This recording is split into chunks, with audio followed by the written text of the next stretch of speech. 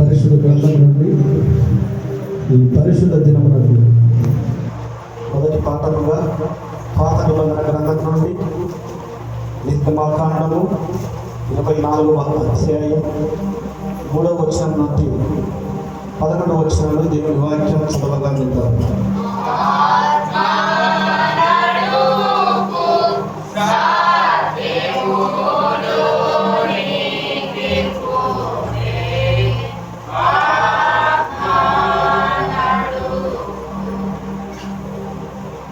పరిశుద్ధ గ్రంథం నుండి నిర్గమాకాండము 24వ అధ్యాయం 3వ వచనం నుండి 11వ వచనంలో దేవుని వాక్యం చదవగా వింటాము.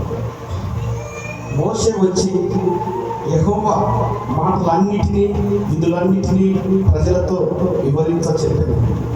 ప్రజలందరూ యెహోవా చెప్పిన మాటలన్నిటినీ ప్రకారం చేసేదమని ఒక శబ్దముతో ఉత్తరమిచ్చింది.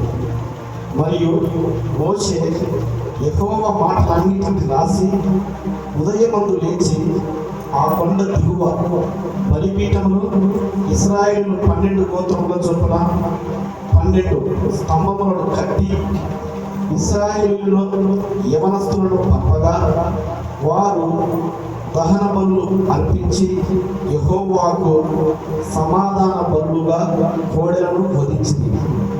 అప్పుడు మోసే వాటి రక్తంలో సగం తీసుకొని పల్లెములో పోసి ఆ రక్తంలో సగము బలిపీఠం మీద ప్రోక్షించాడు. అతడు నిబంధన గ్రంథమును తీసుకొని ప్రజలకు వినిపింపగా వారు యెహోవా చెప్పినవన్నీ చేయించు విధములై ఉండుమనిది. అప్పుడు మోసే రక్తమును తీసుకొని ప్రజల మీద ప్రోక్షించి, ఇదిగో ఈ సంగతులన్నిటినీ విషయమై యెహోవా మీతో చెప్పిన నిబంధన రక్తము ఇదే అని చెప్పాను.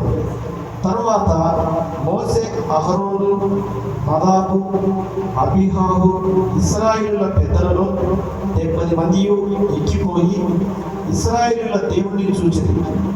ఆయన పాదముల క్రింద నిగనిగలాడు నీలిమయమైన వస్తువు వంటిది ఆకాశ మండలపు తేజము వంటిది ఉండేను. ఆయన ఇశ్రాయేలులోని ప్రధానులను ఏ హాయియు చేయలేదు. వారు దేవుని చూచి అన్నపానములు పుచ్చుకోలేదు. రెండవ పాఠంగా 1వ కొరింథీయులకు రాసిన పత్రిక 10వ అధ్యాయం 12వ వచనం నుంచి 22వ వచనం చదువుతాం.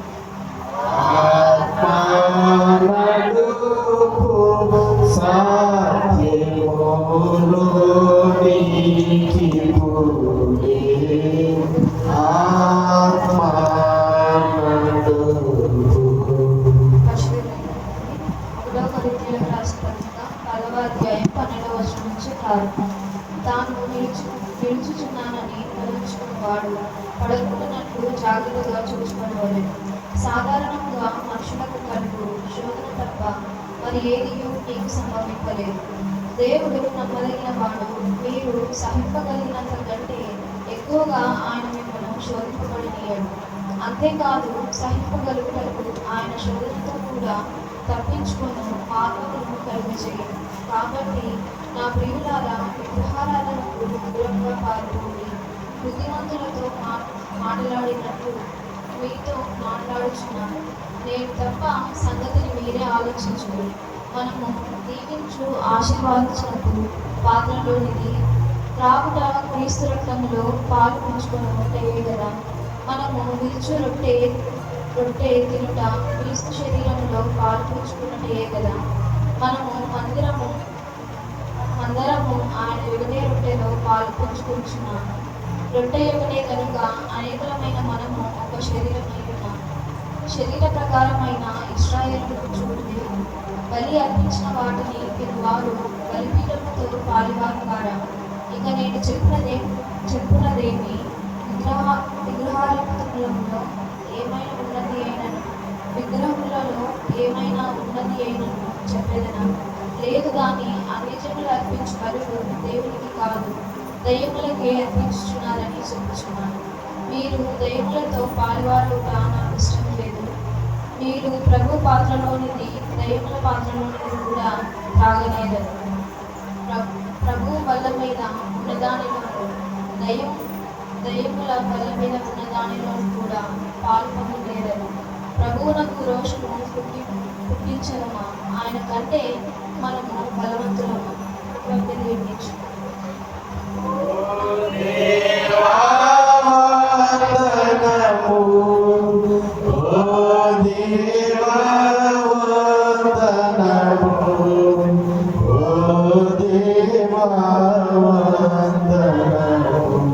దావీదు మహాకృష్ణ సంకీర్తనలు 25వ కీర్తన మొదటి నుంచి చివరి వరకు ఉత్తర పత్రికగా చదవాలి. పరిశుద్ధ గ్రంథం నుండి 25వ కీర్తన మొదటి నుంచి చివరి వరకు ఉత్తర పత్రికగా చదవాలి. యెహోవా నీకు నీ దేశము ఎడల కటాక్షను చూపి ఉన్నావు. చెరకుపోయిన యాకోబు సంతతిని నీవు వెనుకకు రప్పించి ఉన్నావు. నీ ప్రజల దోషములను పరిహరించి ఉన్నావు, వారి పాపమంతయు కప్పివేసి ఉన్నావు. నీ ఉగ్రత అంతయు మానివేసి ఉన్నావు. యెహోవాను తలాడుకుని ఉన్నావు. మా రక్షణకర్తయగు దేవా, మా వైపునకు తిరుగుము, మా మీదనున్న నీ కోపము సారించుము. ఎల్లకాలము మా మీద కోపగించదవా, తరతరములు నీ కోపము సాగించదవా. నీ ప్రజల ఇల్లు సంతోషించినట్లు నీవు మరలా మమ్మల్ని బ్రతికింపవా. యెహోవా నీ కృప మాకు కనపరచును, నీ రక్షణ మాకు దయచేయుము. దేవుడైన యెహోవా సెలవిచ్చిన మాటను నేను చెవిన పెట్టెదను. ఆయన తన ప్రజలతోనూ తన భక్తులతోనూ శుభవచనము సెలవిచ్చెను.